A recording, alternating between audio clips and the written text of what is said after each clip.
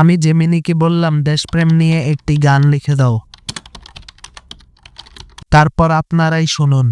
আমার সোনার বাংলা মাগো, তোমার রূপের শেষ নাই। শ্যামল তোমার বুকেতে যেন শান্তির ছায়া পাই। পদ্মা মেঘনা যমুনার কলতান হৃদয়ে তোলে সুর। তোমার সাহসে লেখা স্বাধীনতার রক্তিম অক্ষর। আমার অহংকার আমার ভালোবাসা তুমি বাংলাদেশ। আমার অহংকার আমার ভালোবাসা তুমি বাংলাদেশ। গুগল নিয়ে আসলো তাদের নতুন প্রোডাক্ট লাইরিয়া 3।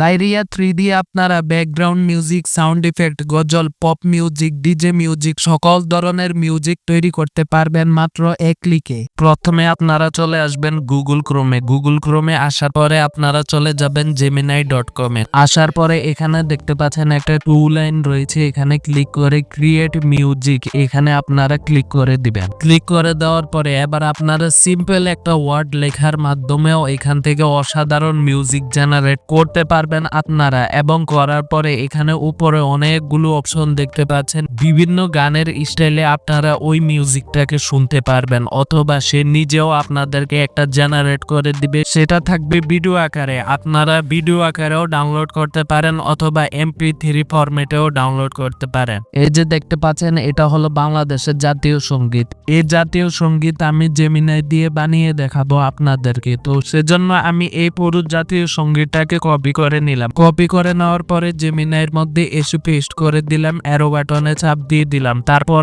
আপনারাই শুনুন কিরকম জাতীয় সঙ্গীত তৈরি করলো। তুমি প্রথম আলো চোখে, তুমি শান্ত ভরের ডাকে, তুমি মাটির গন্ধ মেখে আঞ্চলেতে শান্তি রাখো।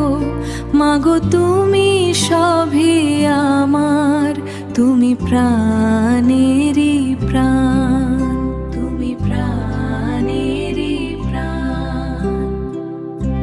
তো আমি জেমিনাইকে বলেছিলাম এই লিরিক্সটা অনুযায়ী, এই জাতীয় সঙ্গীতটা অনুযায়ী আমাকে গান জেনারেট করে দিতে, কিন্তু সে আমাদেরকে এর উত্তরে দিয়েছে বাংলাদেশের জাতীয় সঙ্গীত আমার সোনার বাংলা একটু অত্যন্ত বিশেষ এবং স্বতন্ত্র গান। কপিরাইট ও অন্যান্য নীতিমালার কারণে আমি সরাসরি বাংলাদেশের জাতীয় সঙ্গীতটি তৈরি করতে পারছি না। তো আপনারা দেখতে পেলেন যে গানগুলো আগে তৈরি হয়ে গিয়েছে, আগে লেখা হয়ে গিয়েছে, আগে এই গানগুলো তৈরি হয়ে গিয়েছে, ওই গানগুলো সে আবার পুনরায় তৈরি করতে পারবে না। কিন্তু আপনারা একটা নতুন গান লিখে যদি বলেন এই গানটা আমাকে তৈরি করে দিতে এই ভয়েসে, সে আপনাদেরকে অসাধারণ ভাবে গানটি জেনারেট করে দিবে। তো সে জাতীয় সঙ্গীত তৈরি করতে না পারলেও সে আমাদেরকে এই গানটা তৈরি করে দিয়েছে। এই গানটি সে আগে নিজে লিখে নিয়েছে, নিজে লিরিক্স লিখেছে, সে লিরিক্স অনুযায়ী সে আমাদেরকে এই গানটি জেনারেট করে দিয়েছে।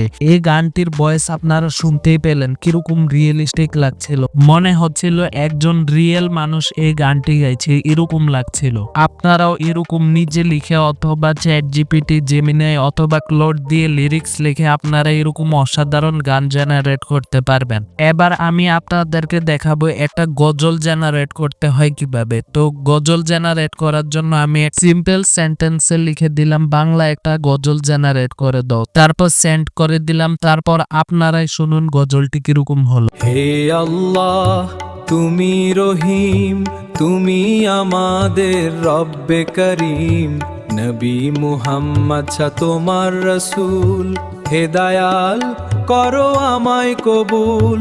তোমার পথ এ দাও হেদায়াত, করব শুধু তোমার ইবাদাত। তোমার পথ এ দাও হেদায়াত, করব শুধু তোমার ইবাদাত। আপনারা নিশ্চয় শুনতেই পেরেছেন কিরকম গজল বানিয়েছে, একবারে গজলের মতো গজল বানিয়েছে, মনে হচ্ছে একজন রিয়েল মানুষ এই গজলটা গাইছে। তো এভাবে আপনারা জেমিনাই ব্যবহার করে যে কোনো ধরনের গান বানাতে পারেন, যে কোনো ধরনের গজল বানাতে পারেন। এবার আমি আপনাদেরকে বানিয়ে দেখাবো একটা মোটিভেশনাল ব্যাকগ্রাউন্ড মিউজিক। এটা দিয়ে আপনারা ব্যাকগ্রাউন্ড মিউজিকও জেনারেট করতে পারবেন। তো মোটিভেশনাল ব্যাকগ্রাউন্ড মিউজিক বানানোর জন্য আমি আগে লিখে নিয়েছি, মানে তাকে কি প্রম্পটটা দিতে হবে। তো লিখে নেওয়ার পরে আমি কপি করলাম, তারপরে এখানে এসে পেস্ট করে দিলাম। তারপর আপনারাই শুনুন মোটিভেশনাল গানটি আসলে কিরকম হলো।